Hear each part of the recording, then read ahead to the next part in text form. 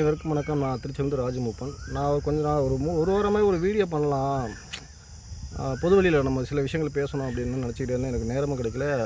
இன்றைக்கி வெயில் ஜாஸ்தியாக இருந்ததுனால அப்படியே கொஞ்சம் உட்காந்துட்டேன். கொஞ்சம் மயக்க வர மாதிரி இருக்குது. சாப்பிட்டாச்சு, கொஞ்சம் உட்காரோம் அப்படின்னு உட்காந்துட்டேன். எது சம்மந்தமாகனா மீண்டும் பாண்டிய நூல் மறுபதிவு வேலைகள் நடைபெற்று இருக்குது. அது சம்மந்தமாக நான் கொஞ்சம் பேசலாம் அப்படின்னு நினச்சி தான் இந்த வீடியோ பண்ணுறேன். அண்ணன் செந்தில் மல்லர் அவர்கள் மீண்டும் பாண்டிய நூல் மறுபதிவுக்கான வேலைகளை தொடங்கியிருக்காரு. அது ஏற்கனவே 700 பக்கங்கள் இருந்த நூல் இப்போ 1400 பக்கங்களாக விரிவடைஞ்சிருக்கு அந்த நூல். அதுக்கு உண்டான வேலைகளை ஒரு ஆள் பார்க்க முடியாது. இது குறைஞ்சபட்சம் ஒரு 10 பேர் சேர்ந்து தான் அந்த வேலையை தொடங்கணும். ஆனால் அந்தளவுக்கு பொருளாதார வசதி இல்லாதனால அண்ணனோட கூட இருக்க 2 ஆய்வாளர்கள் மட்டும் கூட இருந்து அவங்க அண்ணன் கூட இருந்து பணி செஞ்சிட்ருக்காங்க. அவங்களுக்கு குறைந்தபட்சம் அவங்க குடும்பத்து செலவுக்கு அவங்க சமூக பணி செய்ய வந்திருக்காங்க. அந்த 2 பேருக்கு கூட இருக்கவங்களுக்கு குறைந்தபட்சம் மாதம் ஒரு 50,000 ரூபா தேவைகள் இருக்குது. அந்த பணி செஞ்சு முடிக்கிற வரைக்கும் குறைஞ்சபட்சம் ஒரு 6 மாதம் ஒரு காலம் ஆகும். ஆனால் உட்காந்து எல்லாத்தையும் எடுத்து அதை ஆவணப்படுத்துறதுக்கு ஒரு 6 மாதம் ஒரு ஆண்டு காலமாவது பிடிக்கும் அப்படின்னு சொல்லியிருக்காங்க. அது வரைக்கும் அந்த கூட இருக்கிறவங்களுக்கு குடும்பத்தை காப்பாற்றுறதுக்கு ஏதாவது உதவிகள் செய்யணும் அப்படின்னு சொல்லி முடிவு பண்ணி நான் தளங்களில் வாட்ஸ்அப் தளம், ஃபேஸ்புக்கு தளங்களில் அண்ணனோட கூகுள் நம்பர், செந்தில் மல்லரோட அண்ணனோட கூகுள் நம்பரை போட்டு சில பதிவுகள் பண்ணியிருந்தேன். அதாவது 1.5 கோடி பேர் இந்த சமூகத்தில் இருக்கிறோம், நம்ம 1.5 கோடி பேர் செய்ய வேணாம், ஒரு 400 பேர் மாதம் 100 ரூபா அனுப்புங்க, 40,000 ரூபா வச்சு அந்த 40,000 வச்சு அவங்களுக்கு அந்த குடும்பத்தை அந்த கூட இருக்கிற ஆய்வாளர்களுக்கு குடும்பத்தை கொடுக்க உதவியாக இருக்கும்னு சொல்லி நான் அந்த பதிவுகளை பண்ணியிருந்தேன். அதில் ஒரு சில உறவுகள் போட்டுட்டு எனக்கு ஃபோன் பண்ணாங்க.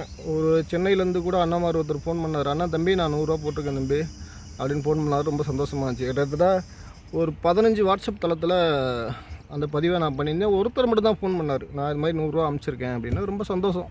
நம்ம அனுப்பிச்சதில் ஒருத்தராவது உணர்வோடு 100 ரூபா அனுப்பிச்சிருக்காரு அப்படின்னு நினச்சி நான் சந்தோஷப்பட்டேன். ஒரு சில பேர் அதை கடந்தே போயிட்டாங்க.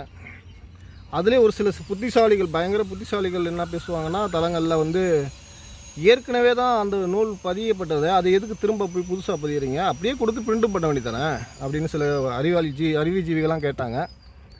அந்த அறிவுஜீவிகளுக்கு நான் சொல்ல வேண்டியது என்னென்னா, ஏற்கனவே இருந்த மீண்டும் பாண்டிய நூல் 700 பக்கங்கள், இப்போ வர்றது 1400 பக்கங்கிறத நீங்களாம் தெரிஞ்சுக்கோங்க. 700 பக்கங்கள் இப்போ எக்ஸ்ட்ரா வருது, அதிகமாக இணைக்கிறோம். முன்னாடி 700 பக்கங்களாக இருந்தது, இப்போ 1400 பக்கங்களாக அது விரிவடையுது. அப்போ கூட உட்காந்து பணி செஞ்சால் தான் அந்த வேலை முடியும்.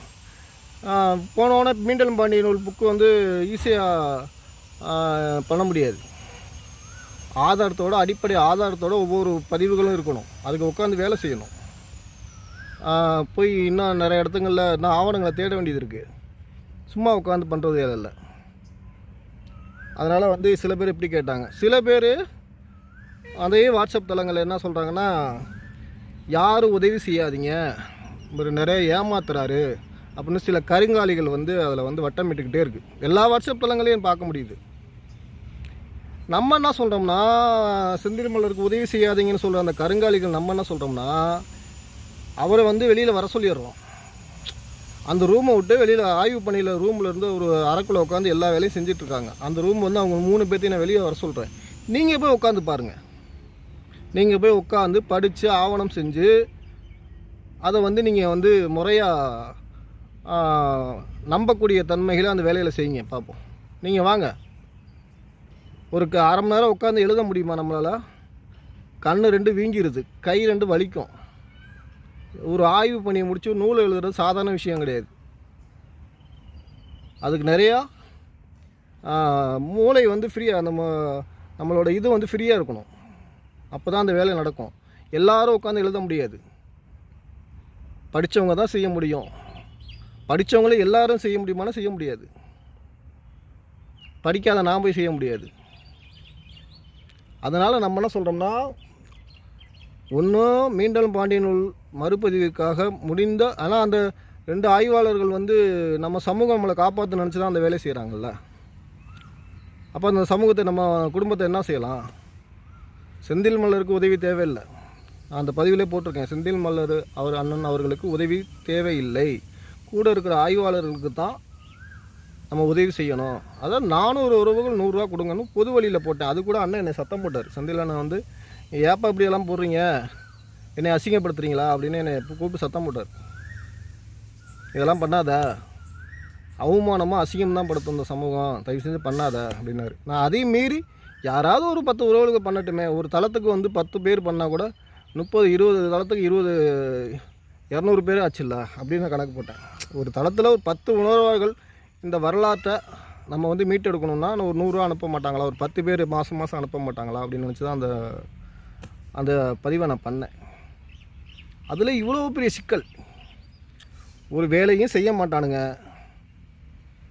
ஒரு வேலை செய்ய மாட்டானுங்க, செய்கிறவங்களை தடுத்து குட்டிச்சவர் ஆக்கி அந்த ஆய்வு பணியை இழுத்து மூட வேண்டியது. இதுதான் சமூக பணி. இங்கே வந்து ஒரு வேலையை வந்து செய்ய விடாமல் செய்கிறதே ஒரு சமூக பணியாக நான் சில பேர் செஞ்சிட்ருக்கான். அதுதான் பெரிய வேதனையாக இருக்குது. மீண்டலும் பாண்டிய நூல் வந்து கிட்டத்தட்ட ஒரு 10 ஆண்டுகளெல்லாம் அமைதியாக இருந்தது. அம்மையார் ஜெயலலிதா இருக்கும்போது தடை பண்ணாங்க அந்த நூலை. அது உண்மை இருக்க போய் தான் தடை பண்ணாங்க. பொய்யா இருந்தால் கடந்து போயிருப்பாங்க. உண்மை இருக்கிறதுனால தான் வந்து அந்த நூலை தடை பண்ணாங்க. என்ன அதனால் திரும்ப கொஞ்ச நாளாக இப்போ புதுசாக ஒரு தலைவர் முளைச்சிருக்காரு. அந்த சமூகம் மாற்று சமூகம் அந்த சமூகத்தில் நான் அப்படி தான் சொல்லுவேன். ஏன்னா வந்து அவர் இந்த அப்படி காலை தூக்கி பேசுவார். இந்த சோல் ரெண்டு மேலே போவோம் அப்படி. அவர் அந்த சமூகம் இந்த சமூகம் மாற்று சமூகம் அப்படிம்பார். அதனால் வந்து நம்ம வந்து அவர் சமூகத்து பேரை சொல்லணுங்கிற அவசியம் இல்லை. அவரை வளர்த்து விட்டதே நம்ம சமூகம் தான். அவர் வளர்த்து விட்டதே யூடியூப் சேனலையும் அவரை வளர்த்து விட்டதே நம்ம சமூகம் தான்.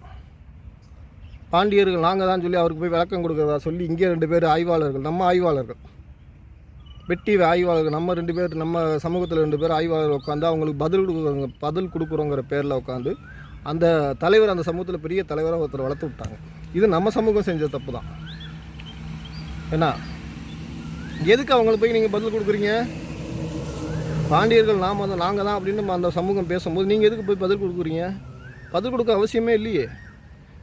நம்ம தான் நூலை வந்து மீண்டலும் பாண்டிய நூல் வந்து போட்டு தடை உடைத்து இந்த நூலை மறுபதிவு செய்தால் 10 லட்ச ரூபா பரிசு சமூகத்தின் சார்பாக அறிவிச்சாச்சு. செந்தில் மலர் அறிவிச்சிருக்காரு. இந்த ஒரு விஷயத்த சொல்லிட்டு கடந்து போங்க. அது எதுக்கு அவனுக்கு போய் விளக்கம் சொல்லிட்டு இருக்கீங்கன்றேன் நான்.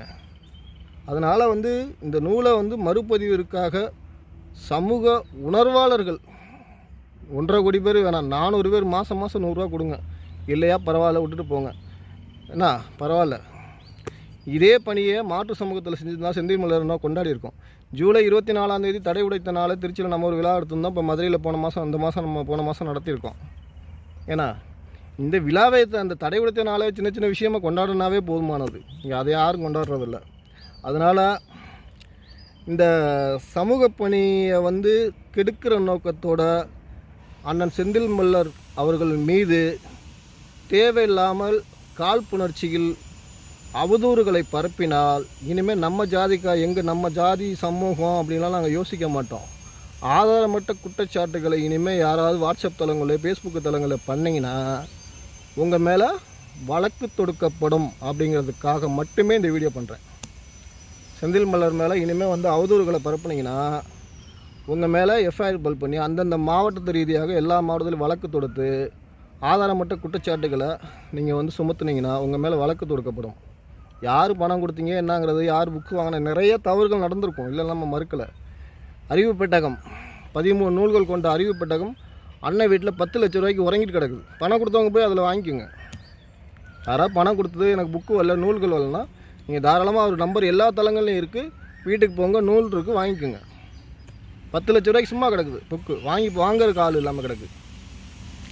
ஆகையால் வந்து தேவையில்லாத விமர்சனங்களை கடந்து விட்டு உண்மையான சமூக பணி செய்வர்களை சமூக பணி செய்ய விடுங்க. இடைஞ்சல் பண்ணிங்கன்னா நாங்கள் இனிமேல் வந்து நம்ம சமூகம்னு கடந்து போகிற மாதிரி ஐடியா இல்லை. ஏன்னா நம்ம வந்து எடுத்த வேலைகளை முடிக்கணும்னா சில கருங்காலிகளை நம்ம வந்து கொட்டத்தை அடைக்கி தான் ஆகணும், வேறு வழி கிடையாது. அதனால் மாற்று சமூகத்தில் நம்மளுக்கு வந்து எதிரிகள் கிடையாது. மாற்று சமூகத்தில் கருத்தியல் ரீதியாக நாங்கள் பேசுவோம். கருத்தியல் ரீதியாக தான் நம்ம பேசிகிட்டு இருக்கோம். மாற்று சமூகத்தை வந்து நம்ம எதிரியாவோ வேறு மாதிரி நம்ம பார்க்குறதுக்கு கிடையாது. அதுக்காக வரலாற்றை வந்து வரலாறாக தான் பேச முடியும். வரலாற்றில் வந்து நாங்கள் வந்து பயந்துக்கிட்டோ இல்லை வேறு மாதிரியே பின்வாங்க முடியாது. வரலாறு தான் பேச முடியும். அதனால் உதவக்கூடிய உறவுகள் அண்ணன் செந்தில் மலருக்கு உறுதியாக நின்று அந்த மீண்டும் பாண்டியன் நூல் மறுபதிவு வருவதற்கு உதவி புரியுமாறு அன்போடு கேட்டுக்கொள்கிறேன். நன்றி, வணக்கம். நான் திருச்சியிலிருந்து ராஜமுப்பன். நன்றி, வணக்கம்.